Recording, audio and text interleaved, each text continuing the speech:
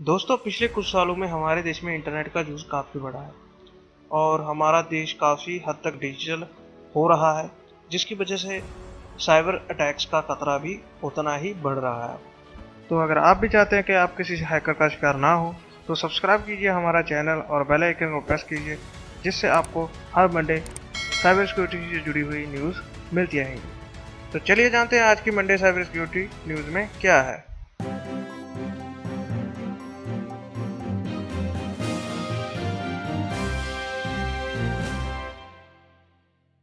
तो welcome back guys in real information YouTube channel. मैं हूं आपका दोस्त लव वी। सबसे पहली न्यूज़ है हमारे फास्ट चार्जर से जुड़ी हुई। दोस्तों, रिसर्चर्स ने पता लगाया है कि जो फास्ट चार्जर होते हैं, इनके अंदर एक बहुत बड़ी वल्बिलिटी है जिसका यूज़ कर आपके फ़ोन को ब्लास्ट किया जा सकता है।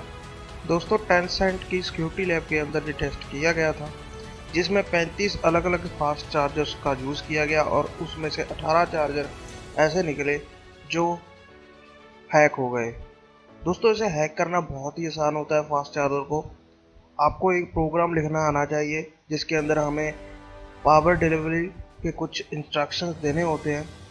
इन इंस्ट्रक्शंस की फाइल को चार्जर के अंदर इंस्टॉल करने के लिए उसे पेन ड्राइव में डालकर चार्जर में लगाना होता है। उसके बाद चार्जर उसी तरह काम करता है। इन्हीं इंस्ट्रक्शन से चार्जर को पता चलता है कि कौन से फ़ोन को कितनी पावर देनी है। जब हम कोई भी फ़ोन चार्जर के साथ कनेक्ट करते हैं तो हैंडशेक के द्वारा उसे पता चलता है कि इस फ़ोन को कितने वाट बिजली चाहिए होगी जिससे ये चार्ज हो जाएगा। क्योंकि दोस्तों, अगर हम फास्ट चार्जर के ऊपर हम नॉर्मल फ़ोन भी लगा दें तो दोस्तों उसमें भी कोई इफेक्ट नहीं पड़ता, क्योंकि फास्ट चार्जर के अंदर ऑलरेडी ये प्रोग्राम की होती है कि भाई अगर कम पावर वाला हम मोबाइल उस पर कनेक्ट करते हैं तो उसी हिसाब से वो पावर को कम कर देता है। तो इसी चीज़ को यहाँ पर ब्रेक किया गया है और इस वल्बिलिटी का फ़ायदा उठाकर फ़ोन को ब्लास्ट किया जा सकता है। चलिए बढ़ते हैं हमारे नेक्स्ट न्यूज़ की तरफ। दोस्तों, आज की डेट में सबसे बड़ा खतरा कोरोना वायरस है और इसकी वैक्सीन बनाने के लिए सभी देश लगे हुए हैं और हर देश की यही कोशिश है कि सबसे पहले कोरोना वायरस का वैक्सीन वो ही बनाए, क्योंकि इससे उस देश को बहुत बड़ा बेनिफिट मिल सकता है। क्योंकि दोस्तों, कोरोना वायरस की जो वैक्सीन है वो पूरी दुनिया में बिकेगी और अगर उस देश ने इसे पेटेंट करवा लिया तो ये दवाई वो ही बना पाएगा, तो इससे उसे और भी ज़्यादा फायदा मिल सकता है। तो इसी चीज़ को मद्देनज़र रखते हुए बहुत सारे देश गलत तरीक़ों का सहारा भी ले रहे हैं।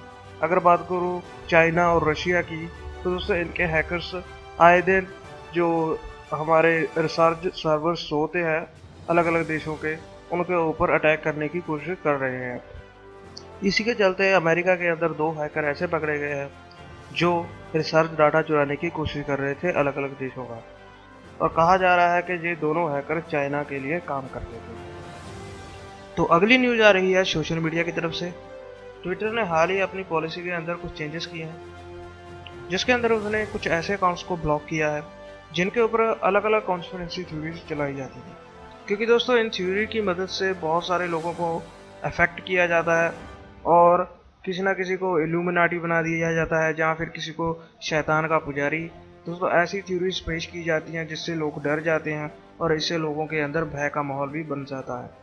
तो इन सभी चीज़ों को रोकने के लिए ट्विटर ने यह कदम उठाया है। और दोस्तों, अमेरिका में जो इलेक्शन का माहौल बना हुआ है उसकी वजह से भी इस कदम को उठाया गया है, और फेसबुक ने भी इसको देखते हुए सोचा है कि वो भी इसके ऊपर कोई स्टेप लेंगे।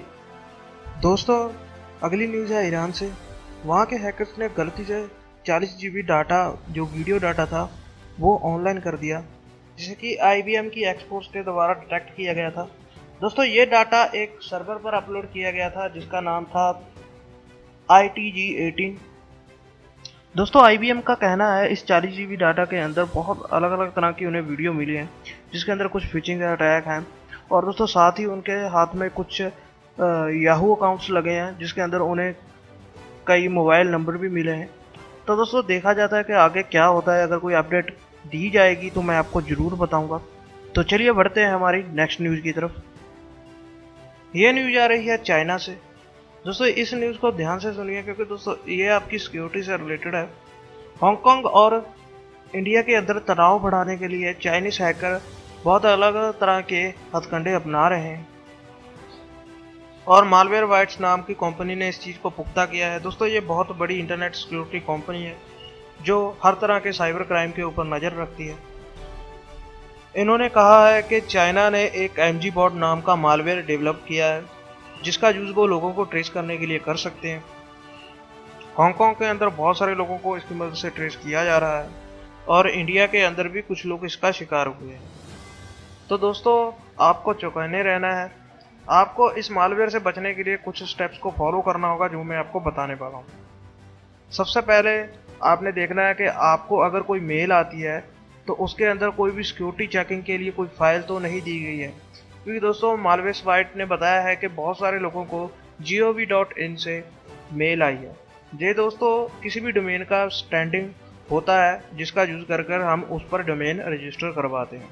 जिनको बिल्कुल ही नहीं पता उनके लिए मैं छोटी सी एग्जांपल दे देता हूँ। जैसे कि मान लीजिए गूगल डोमेन है, उस वेबसाइट का नाम है, पर उसका जो स्टैंडिंग है वो .com है। ऐसे ही gov.in का यूज़ किया जाता है गवर्नमेंट के द्वारा, पर ये एक नॉर्मल स्टैंडिंग है जिसका यूज़ आप भी कर सकते हैं और अपना डोमेन भी इसके ऊपर रजिस्टर करवा सकते हैं।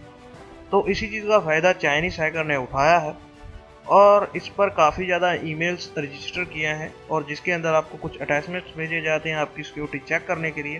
तो दोस्तों ऐसी ईमेल्स को पहले तो इग्नोर कीजिए और पता कीजिए ये ईमेल किसके द्वारा भेजी गई है। अगर ईमेल किसी ट्रस्टेबल वेबसाइट से आई है, गवर्नमेंट के द्वारा आई है, तभी इसे ओपन कीजिए, नहीं तो ऐसी ईमेल्स को डायरेक्ट डिलीट कर दीजिए। तो अगर आगे कोई अपडेट आती है तो हर मंडे मैं साइबर सिक्योरिटी न्यूज़ लेकर आता हूँ, उसके अंदर मैं ज़रूर बता दूंगा। तो साइबर सिक्योरिटी से जुड़ी अगर आपको अपडेट चाहिए तो चैनल को सब्सक्राइब जरूर कर लीजिएगा। मिलता हूँ नई वीडियो में कुछ और नई अपडेट के साथ। तब तक अपना ख्याल रखें, अपनी फैमिली का ख्याल रखें। Good bye.